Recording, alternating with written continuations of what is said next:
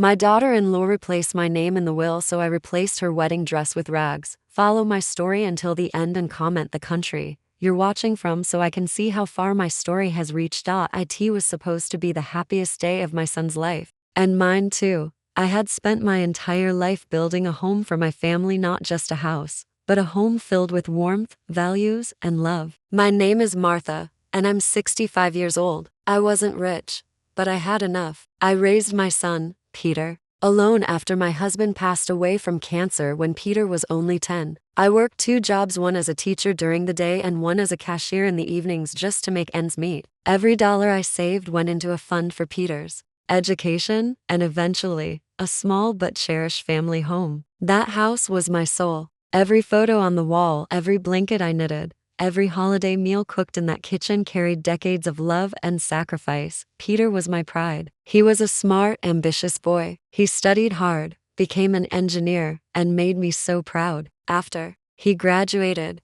he met Clara. She was pretty, polite, and ambitious, and in the beginning, I thought she was sweet. I welcomed her with open arms. I even gave her one of my heirloom rings when Peter told me he was going to propose. She's family now, I told myself. I wanted her to feel loved, accepted. But little did I know that behind her perfect smile, she was already calculating what she could take from me. The wedding came quickly. They didn't want a big ceremony, just a simple event with close family and friends. I helped them with the budget. I even dipped into my small retirement savings to buy Clara the dream dress she had pointed at online, $2,800 for a designer gown. I didn't hesitate. That was my son's bride, and she deserved to feel beautiful. I remember the tears in her eyes when I surprised her with the dress. "Thank you, Martha," she said, hugging me. I had no idea those words would be the last genuine ones she'd say to me. Soon after the wedding, they moved into the house I had offered, not out of obligation,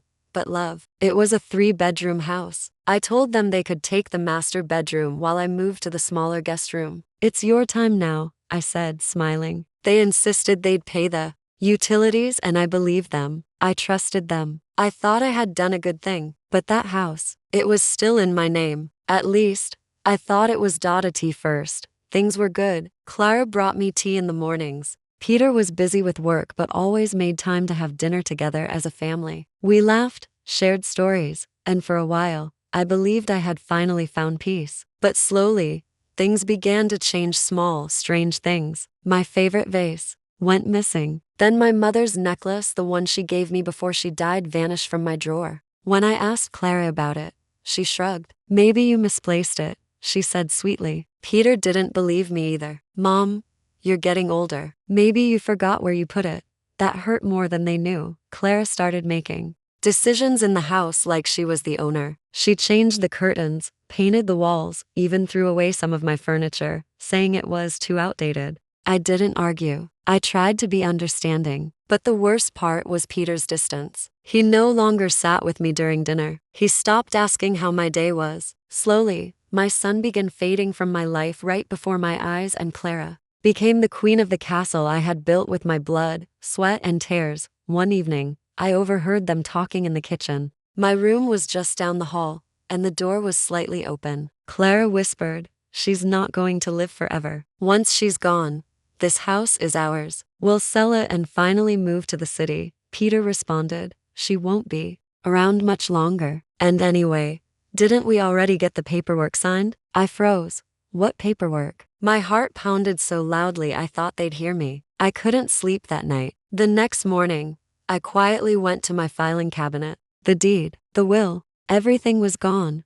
I confronted Peter. "Where are my documents? My will? The house deed?" He looked uncomfortable. Clara appeared behind him with that fake smile. "Oh, we just had everything updated for your benefit, Martha," she said. "Peter is now the primary heir. You're getting old, and we thought it would be better to take care of things before something bad happens." I couldn't believe what I was hearing. "Did I sign something?" I asked, my voice trembling. Clara didn't even blink. "You don't remember? The day we went to the lawyer's office, you signed the papers. Maybe your memory is going." I remembered the day she mentioned. They had said we were just updating emergency contact info for Peter's work. They gave me a paper to sign, just formalities, Clara had said. I never read it. I trusted them. I was betrayed. I locked myself in my room that night and cried harder than I had in years. My own son, my flesh and blood, he had taken everything I had worked for and handed it over to his cunning wife. And worse, I had helped him do it. But the worst wasn't over. The next morning, Clara walked into my room without knocking and dropped a brochure on my bed. It was for a nursing home. You'll love it there, she said. Nice people. They'll take care of you. And we can finally have some space to start a family. That was it. That was the moment something inside me snapped. They thought I was old, weak, helpless, disposable. They had no idea who they were dealing with. They stole my name from the will. So I was going to take back what mattered most to Clara, her dream wedding dress, and that was only the beginning. The day after that awful discovery, I sat alone on the edge of my bed, the silence of the house closing in on me like a thick fog. My hands trembled as I gripped the teacup, my thoughts racing with disbelief. I kept repeating to myself, she couldn't have done this. But the will had been changed. My name wasn't just removed, it was erased. It was as if I had never existed in the eyes of my own son. And she, my daughter-in-law Vanessa, had taken my place. I tried to gather the courage to speak to Daniel. I told myself maybe he was unaware. Maybe it was some terrible mistake. But something deep inside told me otherwise. The look in Vanessa's eyes the night of the dinner had shifted, cold, calculating, like she had already won. And when I brought it up to Daniel that evening, he didn't even flinch. Mom, Vanessa and I decided that since you're already living in the house and your needs are taken care of, the assets should go to our future kids. It's nothing personal. Nothing personal. Years of love, sacrifice, scraped knees, sleepless nights, and giving him everything I had, and now I was nothing personal. I swallowed my pain and nodded, but inside something shattered. It wasn't about the money. It was about the betrayal. I raised him to be fair, to respect family,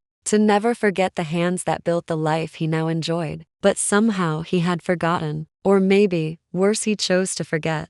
That week, the house began to feel different. Vanessa had taken over every corner, replacing curtains, donating my favorite china set, without asking, rearranging furniture that had been in the same place for decades. She smiled as she did it, always with a polite little, I hope you don't mind, Mom. She called me Mom less and less. Then, she just started using my name, Cynthia, like I was a neighbor, a nuisance. The final straw came when I overheard her on the phone laughing with her mother. She still thinks we're going to take care of her. Once the house is in our name, we'll talk about assisted living. My breath caught. They were planning to throw me away. I wasn't just being phased out, I was being replaced. And they thought I wouldn't notice, that I was too old, too tired, too weak to do anything about it. But they forgot who raised Daniel, who survived a war-torn childhood, who buried her husband with dignity and still managed to build a life from scratch. They forgot I wasn't just a mother, I was a fighter.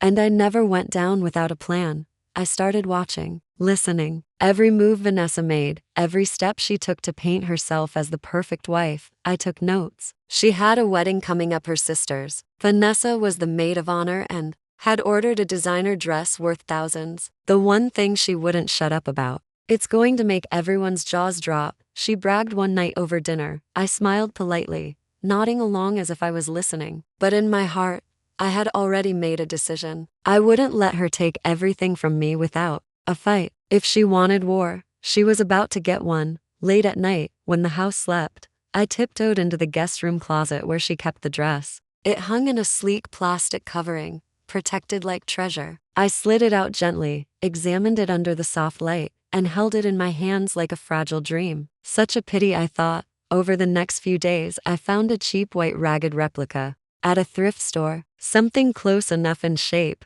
but torn, yellowing, and unwearable. I stitched on a few rhinestones, just enough to pass at a glance. And then, with trembling fingers but a calm mind, I switched the real dress with the ragged one. And I waited. The day of the wedding, Vanessa was electric with excitement. She twirled around the house, humming, putting on her makeup, rehearsing her speech in front of the mirror. She kept checking the time, calling her sister, snapping photos. She hadn't checked the dress yet. Then came the moment. She opened the bag, and for a split second, the world stood still. A piercing scream tore through the house. "What is this?" she shrieked. "Where's my dress?" She stormed into the Living room where I sat calmly sipping tea.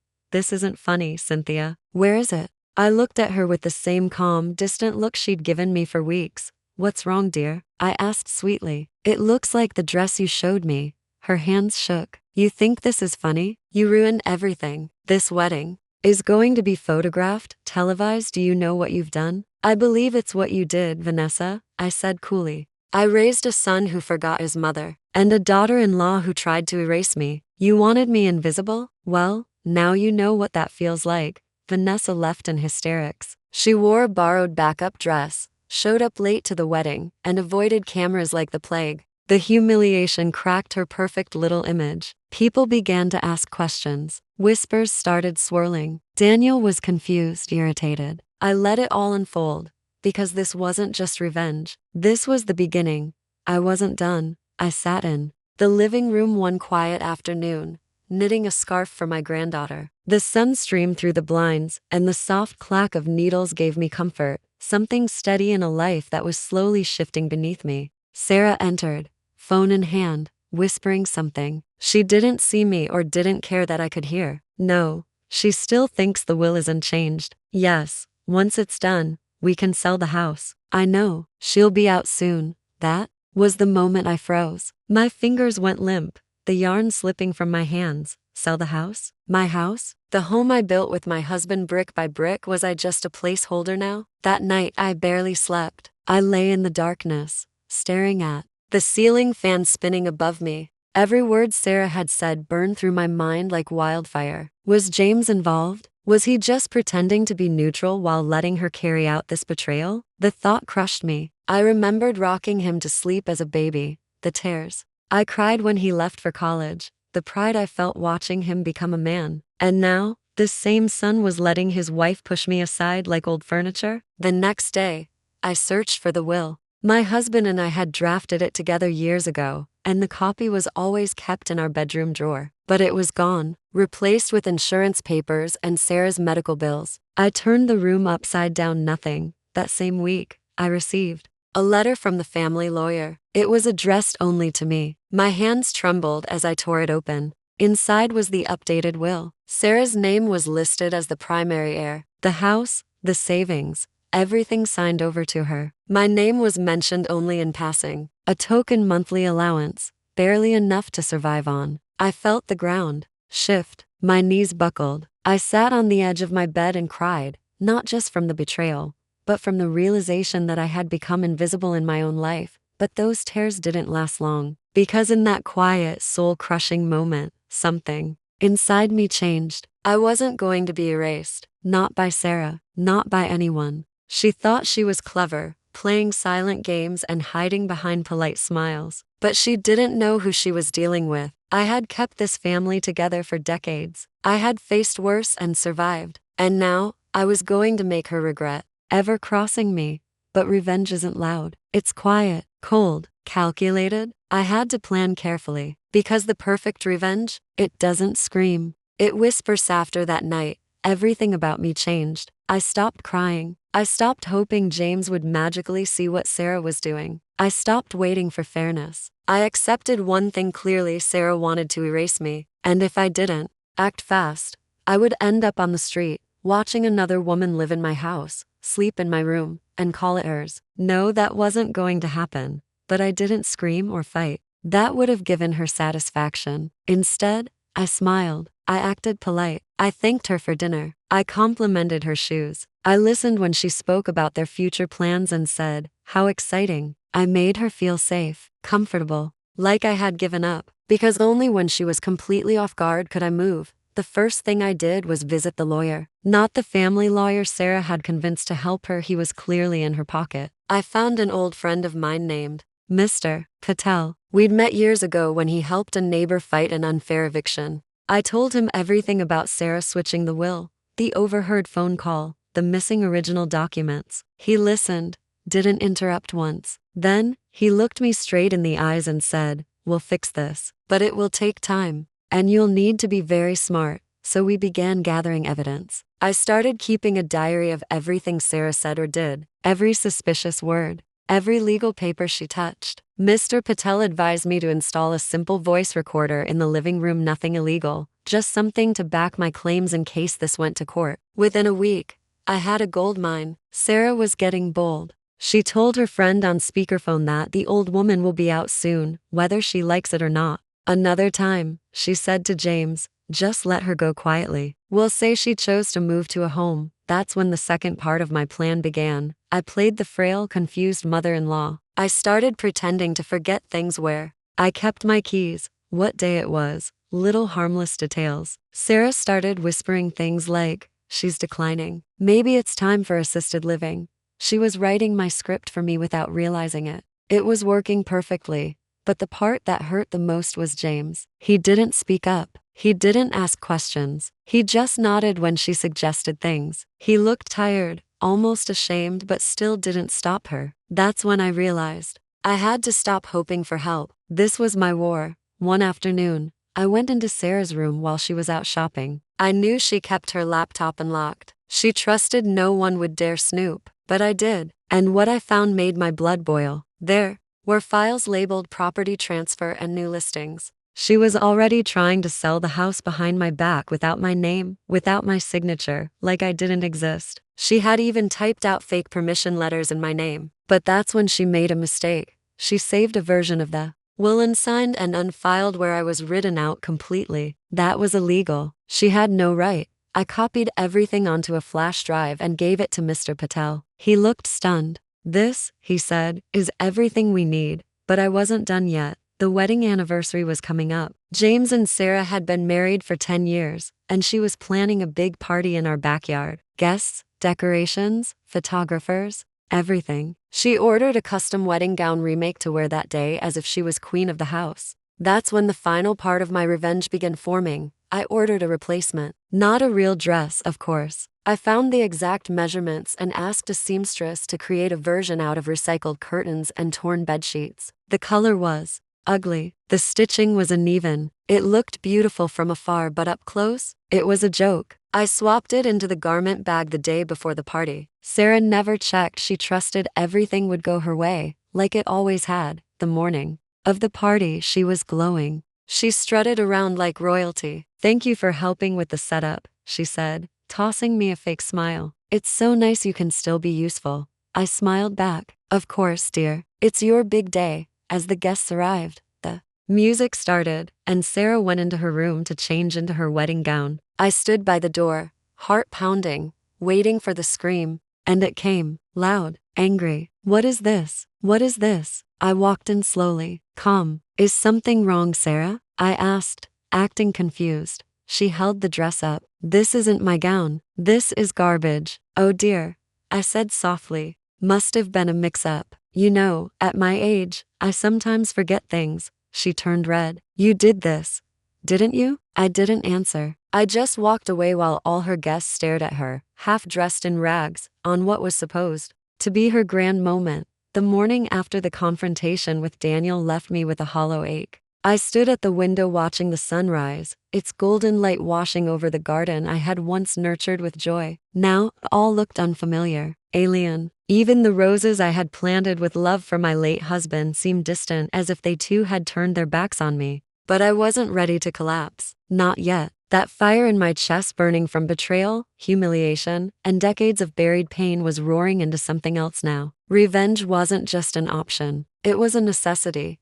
I began by laying low, letting them believe I had given up. For weeks, I played the part of the tired, broken mother-in-law who had finally accepted her fate. I avoided the lawyer's office, pretended not to notice how Amy strutted around the house like a queen, and smiled weakly when Daniel asked if I was doing okay. Inside, I was constructing a plan, not an angry outburst, not a scream or slap. No, what I was crafting was slow, precise, and poetic. It was going to sting in a way Amy would never forget. The idea began to take shape late one night when I overheard Amy on the phone in the hallway outside my room. She was talking to someone, her voice syrupy sweet and too flirtatious to be speaking with my son. Yes, baby, she whispered. Once the ceremony is over and the will is done, we'll be set. Just a little longer.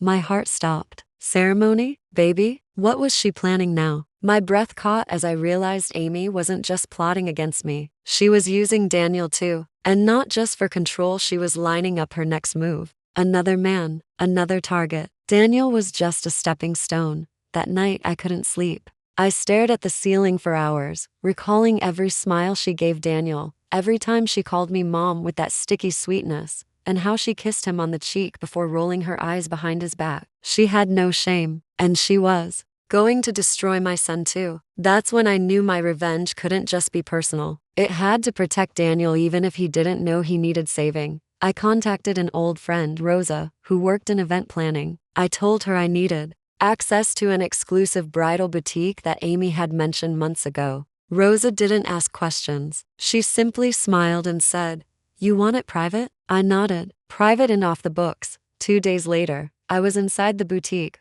running my fingers across racks of $1,000 gowns. I knew the one Amy had picked. She had posted a picture of it online back when she first got engaged to Daniel long before they were married. A custom designer piece. White lace, hand-sewn beads, imported silk. She had dreamed of wearing it again for their 5-year vow renewal, which was now just 2 months away. She was planning a ceremony like it was royalty getting crowned. Of course she was. The boutique agreed to make alterations to the dress on Amy's behalf. I told them I was the mother of the bride, that Amy was away on business, and asked me to handle the final fittings. I even forged a note from her for good measure. Once the dress was in my hands, I made a copy. A perfect replica, except the fabric I used was bargain bin cloth that itched like poison ivy, and instead of hand beating, I hot glued plastic stones that barely held. The lace was replaced with something that looked pretty under soft lighting, but fell apart the moment someone touched it. And the color? A hint of gray, not enough to notice at first,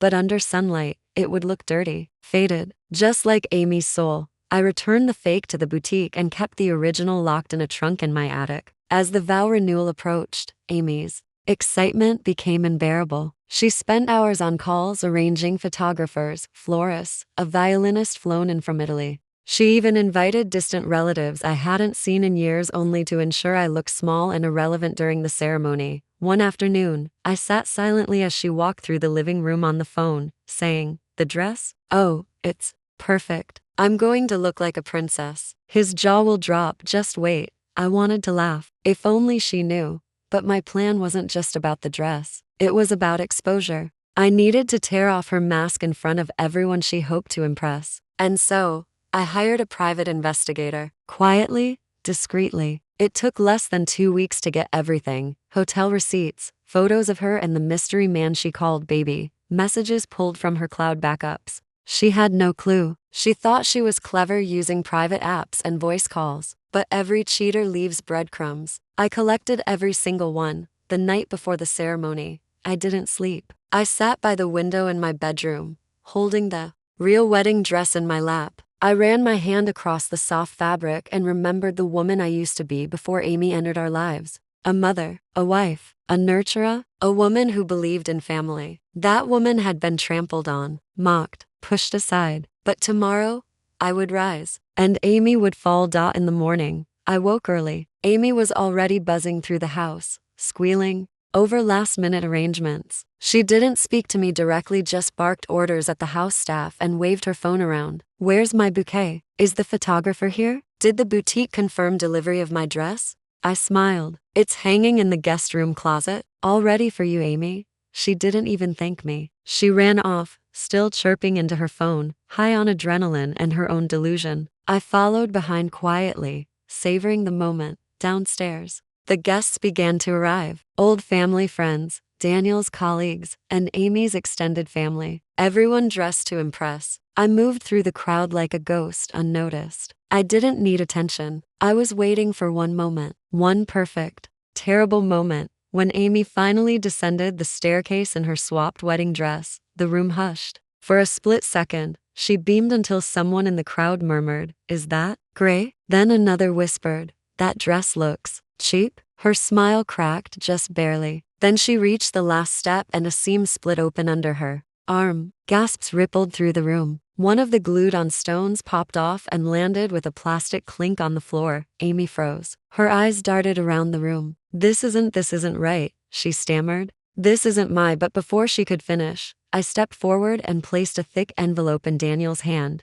"Before you renew your vows," I said calmly, "you might want to read this. It's a collection of everything your loving wife has been doing behind your back." Amy turned white. Daniel looked confused, then concerned, then devastated. And just like that, the dress was the least of her problems. The days that followed were filled with a kind of silence that screams louder than any fight. In the house, everyone tiptoed around. One another. Samantha had grown colder, more distant. I would catch her staring at me with narrowed eyes, as if calculating something. At first, I thought she was just still upset about the wedding dress incident, but it was something deeper. She wasn't just angry, she was afraid. I had poked the bear, and now the bear was learning how to sharpen its claws. That's when I noticed strange things starting to happen around the house. Little things at first: my medication bottles rearranged, my clothes put in the wrong drawers, my phone suddenly missing and then reappearing in the refrigerator. It was all designed to make me feel like I was losing my mind. A kind of psychological warfare. But I wasn't going to give her that power. I kept quiet. I watched. I documented every little incident.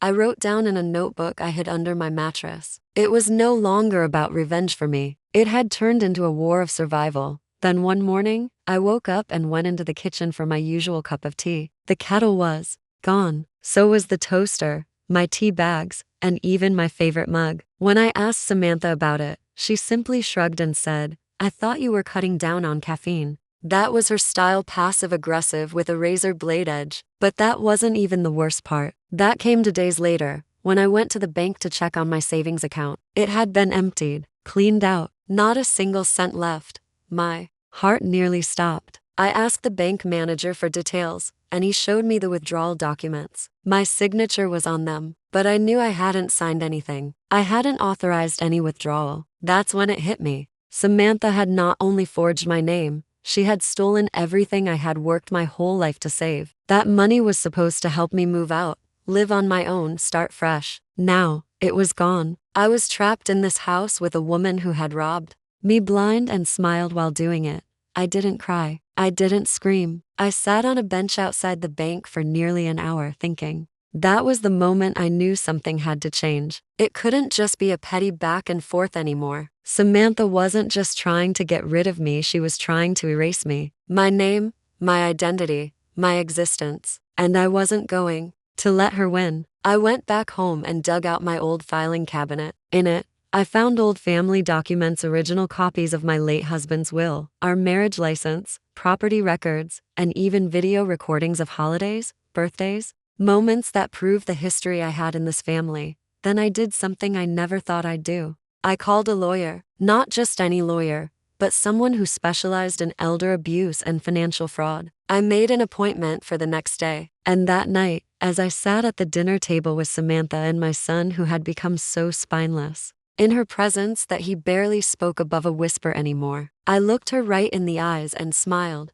For the first time in weeks, I smiled. And it scared her, because she knew I had something up my sleeve. The next morning, I left the house early and met with the lawyer. I laid everything out: the forged documents, the missing funds, the altered will, and the way I was being psychologically targeted in my own home. He listened carefully and nodded. Then he looked me dead in the eyes and said, "We have a strong case, but you need to be patient. Let her dig her own hole." And I was ready to do exactly that. I returned home with a new sense of strength. I started wearing a small audio recorder around my neck, hidden under my shirt. I left my phone camera running in the corner of the living room when Samantha thought I wasn't watching. I even started speaking in a way that baited her into revealing her true nature. She took the bait every time. She called me useless, dead weight, a leech. She said she should have been the one to inherit everything, that I was just an old hag who didn't deserve anything. Every word, every insult, every threat, it was recorded. And then came the final straw. One evening, Samantha invited her friends over. They drank too much wine, and I overheard them talking in the kitchen. Samantha laughed and said, "You know I changed the will, right? The old woman has no clue. She still thinks she's in it." Her friend asked her if that was even legal, and she replied, "Doesn't matter. By the time anyone finds out, she'll be in a nursing home or worse. And I'll have it all." I recorded it all, every single word. The next morning, I handed it all to my lawyer. The audio files, the forged documents, the withdrawal receipts, and the original will. He looked at me with a kind of respect I hadn't seen in anyone's eyes in a long time. "You've done your homework," he said. "Now it's my turn." I nodded. It was time to flip the script, but before the court date could even be set, the lawyer made a strategic move. He sent Samantha a cease and desist letter, followed by a formal notice of legal proceedings. The look on her face when she opened that envelope was something I'll never forget. Her smug expression melted into panic. She tried to play it cool, acting like it was no big deal, but her hands were shaking. That night, she came into my room, eyes wide with fake innocence. "Why are you doing this?" she asked. "We're family." I didn't even look up from my book. "You stopped being family when you stole from me," I replied calmly. She stood there for a long second before turning on her heel and slamming the door. The war wasn't over. But now, the battlefield had changed. She had underestimated me, thinking I was just an old woman who could be pushed around and forgotten. But she forgot one important thing. A woman who has nothing left to lose has everything to fight for. My hands were trembling as I held the cup of tea that morning. I had barely slept the night before. The weight of betrayal, anger, and confusion sat heavily on my chest like a stone. My daughter-in-law, Melissa, had crossed a line no one in their right mind should ever dare cross. She hadn't just insulted me or undermined me, she had erased me. In one cruel, calculated swoop, she took my name out of the will. My husband had promised me that no matter what happened, I would always be taken care of. And now, after his passing, the will was supposed to be the last piece of him, a final echo of his love and trust. Melissa destroyed that. What haunted me more was that my son, my own flesh and blood, had not stopped her. Daniel had become a shadow of the boy I raised. The boy who once kissed my forehead every night before bed, who cried when he had to leave me for his first school trip. That boy was gone, replaced by a man too busy with work, too entangled in Melissa's schemes, and too blind to see how much damage she was doing to his own mother. I tried for weeks to talk to him. I gently brought up the topic over dinner. I left small notes in his office. I even sent a carefully worded email. Each time, I was either ignored or told to let things be. He believed Melissa's lies about me being forgetful, too old to manage finances, too bitter to handle family matters. It broke my heart, but something changed in me that morning. I looked in the mirror and saw someone I barely recognized, someone too passive, too quiet, too accepting of being walked over. I had allowed them to take everything from me, my space, my dignity, my future. And now they wanted to celebrate their wedding anniversary with a lavish vow renewal party, parading Melissa around like a queen, while I sat in the background like a ghost. That's when I knew it was time to act. I wasn't just going to sit and cry anymore. No, if Melissa thought she could erase me from the family, I would remind her exactly who I was. And I would do it in a way she would never forget. That vow renewal event would be her stage, and I'd give her the most unexpected costume of her life. But first, I needed help. I started making calls. I reached out to old friends, people I hadn't spoken to in years. My neighbor Susan, who used to be a wedding planner, was the first to come over. She brought her sewing kit, a few old wedding dresses, and a devilish glint in her eye once. I told her the plan. I explained how Melissa had replaced my name in the will and how Daniel stood by and let it happen. I told her how Melissa paraded around the house like royalty while I was treated like a live-in maid. Susan didn't ask twice. She just said, "We'll give her a dress she'll never forget." For the next few days, Susan and I worked in secret. Every time Melissa went shopping or to her yoga class, we opened the guest room closet and pulled out the fabric. We stitched,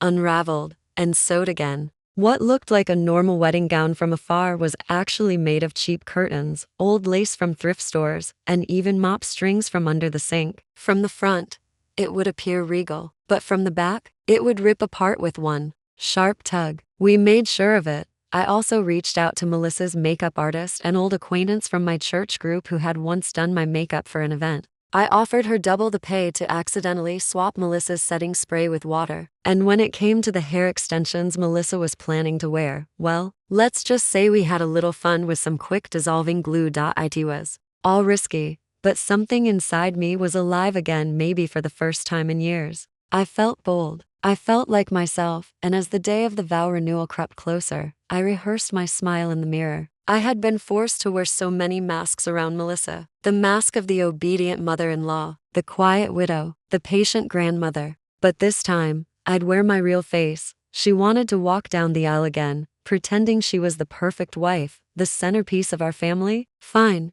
She'd get her wedding. She'd get her aisle. But she'd also get her reckoning. The morning of the vow renewal arrived like a storm brewing behind polished skies. The house was buzzing with vendors, florists, and stylists. White roses spilled from every corner, golden ribbons hung from railings, and the scent of champagne and wealth was in the air. Melissa, of course, floated through the chaos like she was some sort of goddess descended to earth. She barked orders, fixed her lip gloss every 3 minutes, and waved her manicured hand at anyone who dared ask questions. But behind that flawless face, I saw the cracks. And I knew, with a thrill I hadn't felt in years, that they were about to widen. Melissa's custom wedding dress had been picked up the night before. Or at least, that's what she believed. What she didn't know was that the seamstress she'd trusted had switched the gown with the one Susan and I had crafted. An exact replica on the surface. Same silhouette, same neckline, same lace sleeves. But on the inside, it was a different story. The seams were held together with loose threads. The corset had been race-stitched with dissolvable knots. And at the bottom hem, just where her heel would snag as she walked, we had sewn a delicate rip trap. One wrong step, one shift in balance, and the whole thing would begin to unravel like a magician's disappearing scarf. Melissa posed in front of her vanity, humming softly as the makeup artist dabbed blush on her cheeks. I watched from the doorway with the kind of smile that only grief and revenge can mold. She turned to me and said, "Try not to cry when I walk down the aisle. It'll be emotional for you, I'm sure." I gave her a gentle nod. Oh, I'd cry. All right, but not for the reason she thought. The guests began arriving just after noon. Our backyard, once a simple garden filled with tomatoes and marigolds, had been transformed into a gaudy affair. A string quartet played near the fountain, a hired chef flamed steaks under a white tent, and a drone hovered above, ready to capture the magic of the day. Melissa's family, all dressed like Instagram influencers, clinked glasses and praised her taste in everything. Daniel looked nervous, a little pale, like he wasn't sure what he'd signed up for. I almost pitied him. Then came the moment. The music shifted. Everyone rose to their feet. The aisle was lined with rose petals, glittering in the sun. Melissa stepped out from the French doors in her gown, the rag dress, our dress and all. Eyes turned to her. Phones came up. The drone swooped lower. Her smile stretched as wide as the sky. She took the first step, and that's when it began. The heel of her shoe caught the thread at the base. It tugged. Just slightly. She didn't notice. She kept walking. Another step. The thread gave more. A soft tearing sound whispered into the wind. I watched as a small section of fabric around her ankle began to curl. Still smiling, still walking. The guests clapped. She waved. Step by step, the dress transformed. The lace sleeves sagged, the bodice loosened, and then on her 8th step down the aisle the corset popped. There was a collective gasp. Her eyes went wide. The fabric unraveled in real time, leaving her midsection exposed, her petticoat crumpling under her feet. Melissa screamed, a high-pitched, screeching wail that silenced the entire crowd. One hand tried to clutch the front of the gown, but as she moved, the seams under her arm split. The mop strings we'd used for structure dangled pitifully. Someone dropped a champagne glass. The drone caught it all, circling above like a hawk. She turned to run, but the back hem caught on a decorative lantern and tore clean off. Her once regal train dragged behind her like a trail of dirty laundry. She sprinted toward the house, slipping on petals, nearly knocking over a table of shrimp cocktails. Her mother shouted, "Cover her, someone help her," but no one moved. They were too stunned, too frozen. I stood there, hands folded, not a word from my lips, not a smile. Just a calm, cold silence as I watched her collapse into the foyer in a puddle of ruined silk and ego. Daniel chased after her, but even he looked shaken, humiliated, and deep inside, maybe just maybe he finally saw her for who she truly was.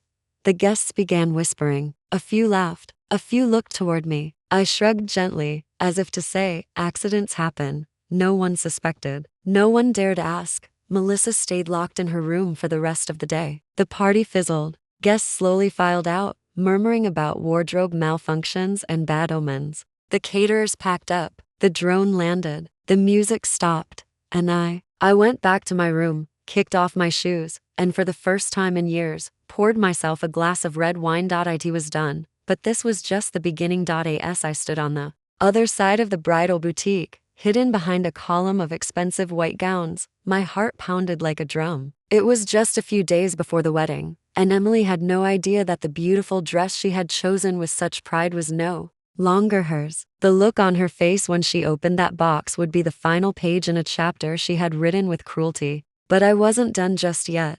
That evening, I baked some cookies, not because I felt generous, but because I wanted to mask the tension in the air. While everyone sat in the living room, laughing and sipping tea, I sat silently beside them, watching Emily as she scrolled through her phone, probably talking to her bridesmaids about final arrangements. She was clueless. I almost pitied her.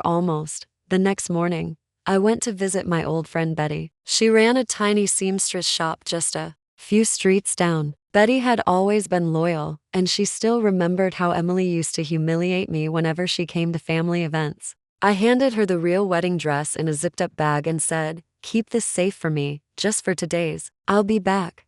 She didn't ask questions. She gave me a long hug and told me I deserved to feel powerful again. And for the first time in years, I believed her. T home. I watched Emily parade around, talking about the wedding guests, the menu, the photographer, everything except the people who truly mattered. She hadn't spoken to her own father in years, and she was pushing my son to cut ties with me completely. But Michael had changed. Slowly, he'd started sneaking into my room at night to apologize, whispering that he was sorry and that he felt trapped between love and control. I told him I understood, but it still hurt that he hadn't stood up for me publicly. Not yet.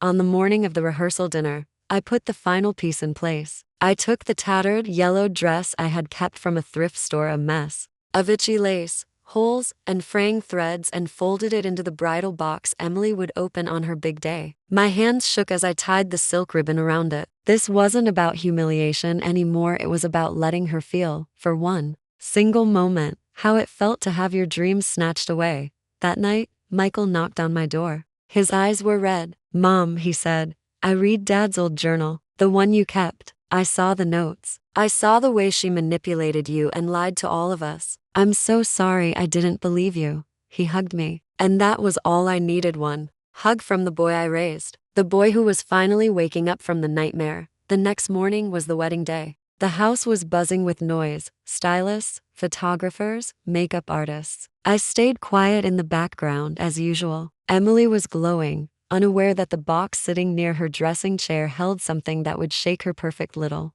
world. She turned to me at one point and said, "Don't be late to the ceremony, okay? We don't want your moods ruining my pictures." I nodded, not because I agreed but because I knew her smile was about to disappear. The moment arrived. She stood in front of the mirror, cameras around her, and opened the box. A hush fell over the room. The stylists gasped. One of the bridesmaids screamed. Emily stared, frozen, at the dress of rags, holding it in disbelief. "What the hell is this?" she shrieked. She started throwing things, yelling for her backup dress, but it was too late. I had already slipped away, leaving the chaos behind. I walked down the front steps slowly, feeling the warm sun on my skin, listening to the sound of my heart beating calm and steady. My revenge had been quiet, precise, and now, the world was watching her meltdown, not me. She was no longer in control of the narrative. I was. The wedding ceremony was supposed to begin at p.m. sharp, but it never happened.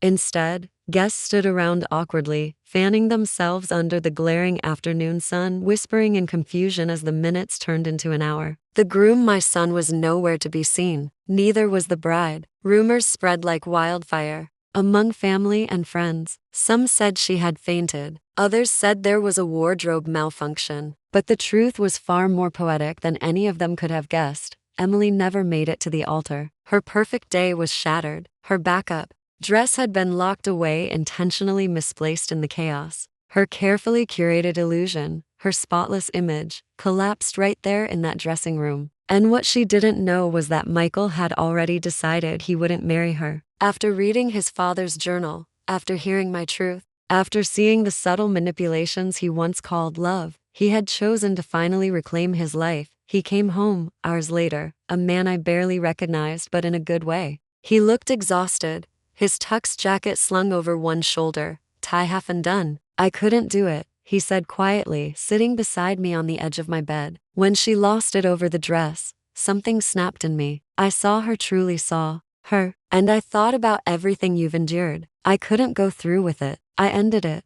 I didn't cry. I didn't cheer. I just reached over, took his hand in mine, and nodded. Sometimes vindication doesn't come in the form of public applause or dramatic takedowns. Sometimes it's a quiet moment where truth finally breathes in the open, and you no longer have to carry the weight of silence. In the days that followed, Emily tried to spin the story. She posted online that there had been a tragic emergency and that she was taking time to heal. But the people who were there knew better. Photos had already leaked of her meltdown. The story had traveled from friend circles to social media groups. Her reputation, the polished, manipulative mask, was peeling away one layer at a time. Michael, for his part, returned home for good. He slowly began repairing relationships he'd been instructed to cut off. He spent time with his sister. He mowed the lawn with his old cat, the one Emily had once called low class. He asked me to teach him his father's favorite recipes. And when he sat down with the family lawyer and rewrote the will, he looked me in the eye and said, "Your name goes first. Always,